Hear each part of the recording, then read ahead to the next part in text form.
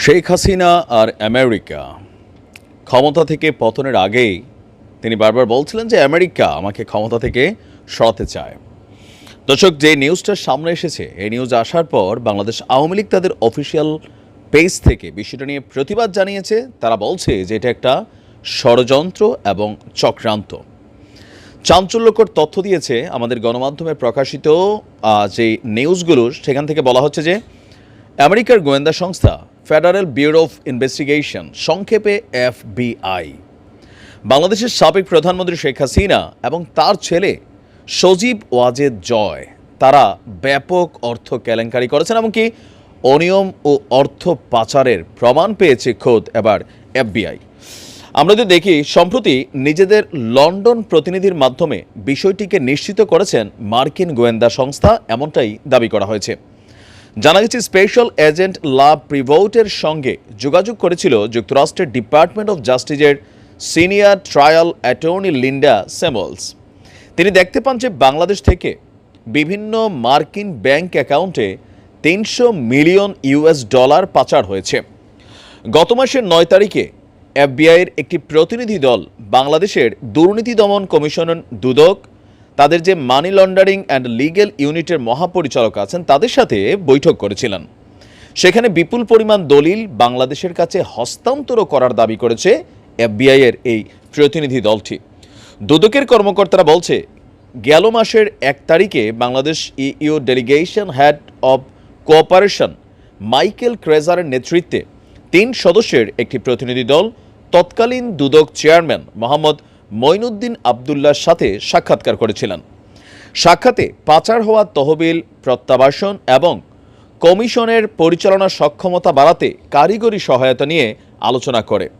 2014 সালে যুক্তরাষ্ট্র বনাম রিজভী আহমেদের মামলায় সজীব ওয়াজেদ জয়ের নাম প্রথম নজরে আসে। FBI-এর তদন্তে জয়ের গুরুতর আর্থিক অসদাচরণের বিষয়টি উঠে আসে। বিশেষত সজীব ওয়াজেদ জয়ের নামে হংকং এবং ক্যামান দ্বীপপুঞ্জের বিভিন্ন ব্যাংক অ্যাকাউন্ট ব্যবহার করে নিউ ইয়র্ক, ওয়াশিংটন DC এবং লন্ডন ব্যাংকে অর্থ স্থানান্তরিত করার তথ্য এসেছে।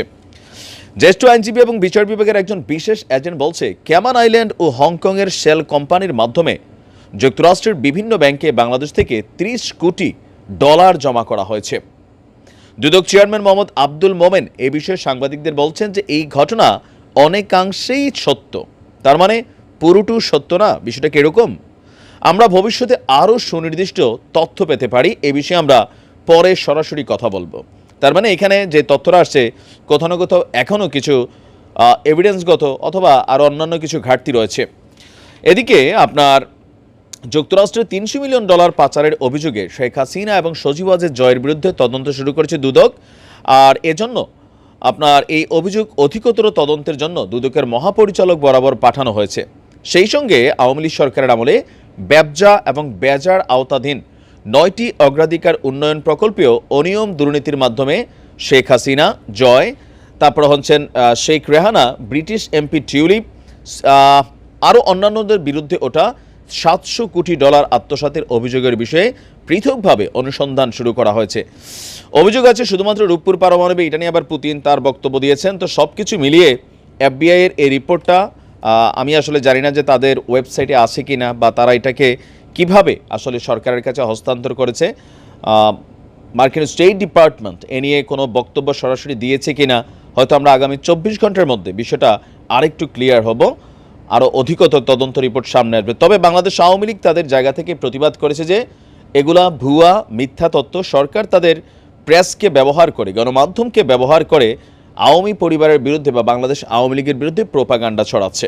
কিন্তু আমাদের গণমাধ্যমগুলোতে এটা দাবি করা হয়েছে যে FBI আপনার সত্যতা পেয়েছে। আরও হয়তো সামনে অনেক নিউজ আসবে, তখন হয়তো আরও বিষয়টা ক্লিয়ার হবে। ভালো থাকুন, আসসালামু আলাইকুম।